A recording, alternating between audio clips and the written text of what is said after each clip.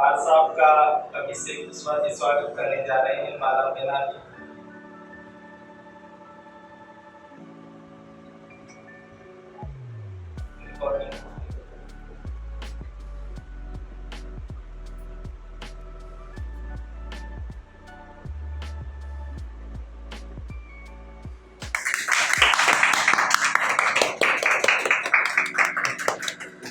आदरणीय गोविंद सर, भट्टी सर, समस्त स्टाफ, आज हम स्वतंत्रता दिवस की 70वीं वर्षगांठ मना रहे हैं।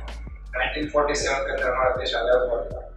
तभी से हम इस परंपरा को बहुत ही जोर शोर से मनाते आ रहे हैं और हमारे देश के अंदर हम मानते हैं कि अंग्रेजों को जो हमारे देश में काबिज थे, तो उस टाइम तक इस प्रकार की यातनाएं हमारे क्रांतिकारी वीरों ने सही है, उसकी याद के अंदर हम हर साल इस पर्व को बड़े धूमधाम से मनाते हैं। आप लोगों ने मुझे सम्मान दिया, इसके लिए मैं बहुत बहुत आभार व्यक्त करता हूँ और मैं भगवान से प्रार्थना करता हूँ कि ये संस्था दिन दूनी रात चौगुनी तरक्की करे और हर साल, क्योंकि मैं जानता हूँ कि काफी टाइम से मैं यहाँ रहता हूँ, तो इस संस्था द्वारा कई प्रकार के कार्यक्रम आयोजित किए गए। एनुअल फंक्शन मनाया जाता था और इंडिपेंडेंस डे मनाया जाता था, दूसरे गणतंत्र दिवस मनाया जाता था, कई प्रकार के प्रोग्राम आयोजित होते थे। मैंने खुद प्रोफेसर से कहा कि यार वो प्रोग्राम सारे बंद हो गए क्या बात, लेकिन इन्होंने ये पहल चालू की, बड़ी खुशी हुई कि वास्तव में हमारे राष्ट्रीय पर्व हो जाते हैं और इनको हमें बड़े धूमधाम से मनाना चाहिए। अब इस चीज के बारे में हम बताऊं, इतिहास के बारे में आप सब जानते हो कि हमारे देश को आजाद हुआ कितने साल हो गए, हमारे देश का संविधान लागू हुआ क्या है, ये सारी बातें के बारे में आप पूर्ण परिचित हैं। लेकिन मैं सबसे पहले यही कहूँगा कि हमें इस पर्व के माध्यम से आपस में भाईचारा बनाए रखना और हमारे देश की जो सुदृढ़ता है उसको मजबूत बनाए रखना है और संप्रभुता को हमेशा हमारे देश की रखना चाहिए। हम जानते हैं कि ब्रिटिश ताकतों द्वारा हमारे देश के ऊपर कई प्रकार के प्रहार किए जाते हैं, लेकिन माननीय हमारे नरेंद्र मोदी जो प्रधानमंत्री जी हैं, बहुत ही अच्छे प्रधानमंत्री जी हैं, उन्होंने हमारे देश के विकास के लिए सर्वग्राही विकास किया है। वो मानते हैं कि उनका परिवार उनको चिंता नहीं है, उनको किसकी चिंता है, देश की चिंता है। और देश के खातिर उन्होंने अपने सारा जीवन व्यतीत कर दिया है। ना तो परिवार सुख होगा, ना पुत्र पुत्रों का सुख होगा, सिर्फ से अपने देश के लिए उन्होंने कितना बड़ा त्याग और बलिदान किया है उसको हमें याद रखना चाहिए। और मैं इसी के साथ ये कहना चाहता हूँ कि वास्तव में आप लोग जो जिस संस्था को चला रहे हैं, जो संस्था को आगे बढ़ा रहे हैं, उस संस्था को आगे बढ़ाते रहें और कठोर और परिश्रम करके इस संस्था को आगे से आगे बढ़ाने के प्रयास करें। जय हिंद, जय भारत। आपके कंपटीशन क्लासेस की तैयारी करवाने वाले, जीके रीजनिंग मैथ्स पढ़ाने वाले और आपके सामने आ रहे हैं और आपको 15 अगस्त से संबंधित मुख्य संदेश देंगे, उनको आमंत्रित करता हूँ।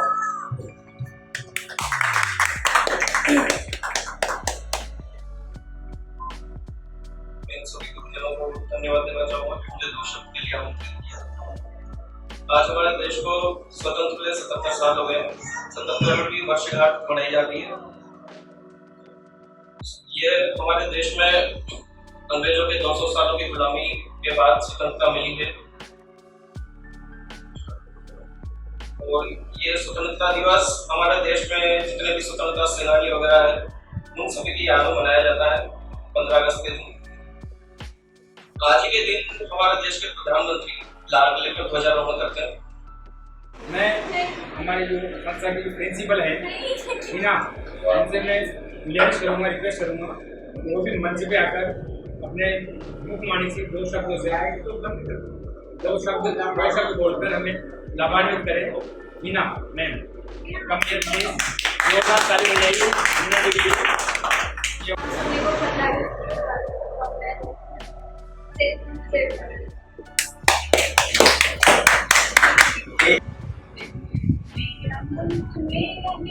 मेरा ये वतन, शांति का प्यार का चमन, इसके बेमिसाल मेरा तन मेरा मन, एक वतन एक वतन एक वतन, जान मन जान जान इसके बेमिसाल मेरा तन मेरा मन, एक वतन एक वतन एक वतन, इसकी मिट्टी से बने मेरे एक वतन एक वतन एक वतन।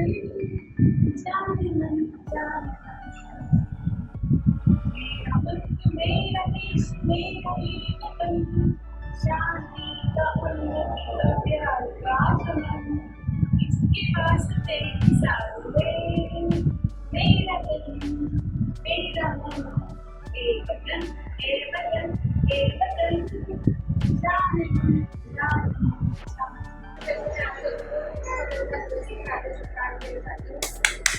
आप लोग जानते हैं अपने साथ की देश आजाद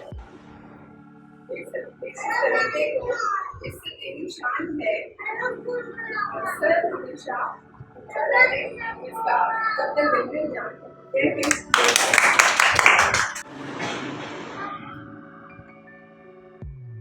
मैं आप सबका आभार व्यक्त करता हूँ कि आप स्वतंत्रता दिवस पे आए और इतना अच्छा कार्यक्रम आप लोगों के द्वारा हुआ, इसके लिए इनसे आभार व्यक्त करता हूँ। स्वतंत्रता दिवस क्यों मनाते हैं, कैसे मनाते हैं, ये तो सभी को पता है कि देश भी आजाद हुआ, ये हुआ, लेकिन सबसे एक मुख्य बात कि ऐसा क्या कारण है कि लोगों ने जान दी, लोग इसके स्वतंत्रता के लिए लड़े या झंडा फहराया जाता है और ये दिन मनाया जाता है।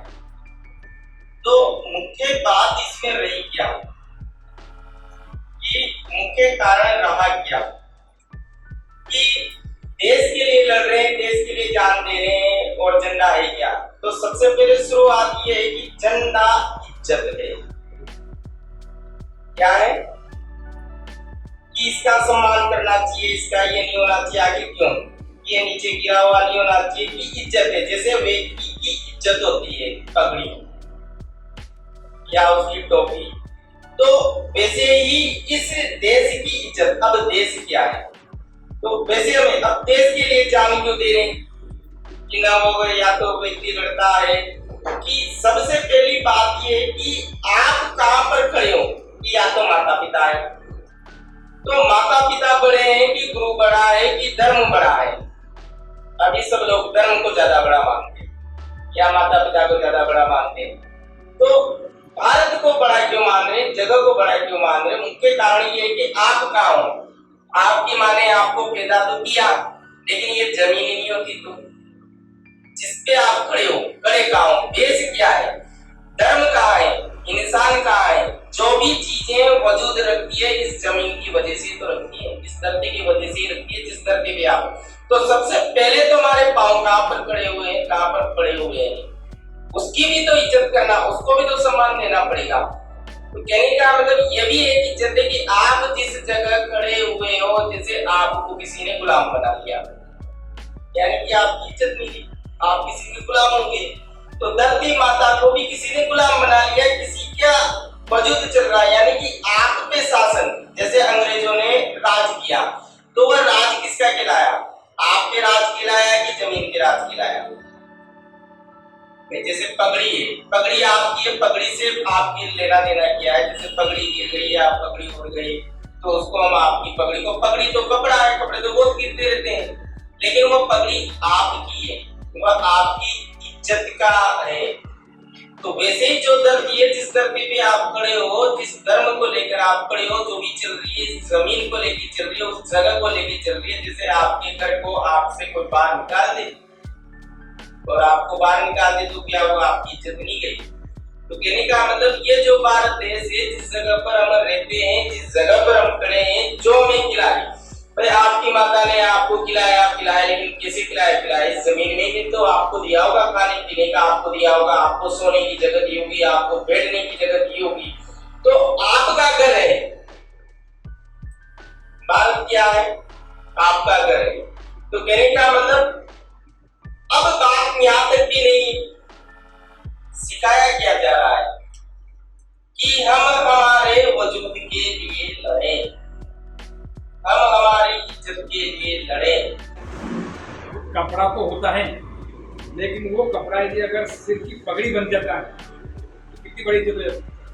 कपड़े तो बहुत होते हैं, लेकिन अब वो 3 रंग में अगर वो तिरंगा बन जाता है तो उसकी कितनी इज्जत हो जाती है। तो हमें पगड़ी की और तिरंगे की, इसकी हमेशा इज्जत करना चाहिए, क्योंकि तिरंगे के खातिर ही आप जो सैनिक हैं वो हंसते हंसते अपने जान को सीमा पे गवा देते हैं। किसके खातिर? तिरंगे के खातिर, कि हमारे तिरंगे की नाक नीची ना हो। यही प्रेरणा प्रभु ने दी कि बहुत समय धरती के अगर जिस धरती में खड़ा है तो ये धरती पहले गुलामों अंग्रेजों ने कैद कर रखी थी। आज संप्रभुता जो होती है वो देश की आत्मा होती है। अभी संप्रभुता ये अगर किसी के हाथ में आ जाए तो वो देश कैसा होता है? बिना आत्मा हो जाता है। बिना आत्मा का क्या होता है? मृत्यु टाइप का हो जाता है। तो राज्य के हमारे देश के 4 प्रमुख तत्व होते हैं: जनसंख्या, भूभाग, संप्रभुता, है ना, और सरकार। लेकिन सबसे इम्पोर्टेंट होती है संप्रभुता। जनसंख्या जरूरी है, राज्य किसे कहेंगे? बिना जनसंख्या के राज्य बनेगा नहीं। लेकिन संप्रभुता देश की आत्मा होती है। और संप्रभुता किसे कहते हैं? जमीन को। ये जमीन हमारे पास हो तभी हम आज़ाद हैं, अन्यथा अगर जमीन है किसी के दूसरे के पास तो हम आज़ाद नहीं होंगे।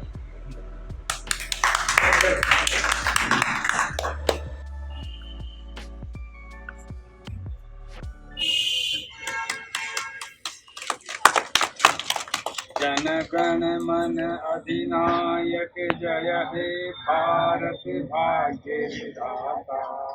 पंजाब सिंध गुजरात मराठा द्राविड़ उत्कल गंगा, गंगा यमुना गंगा उच्चल जलधि तरंगा। तब शुभ नाम जाने तब शुभ आशीष मांगे, गाए तब जय गाथा।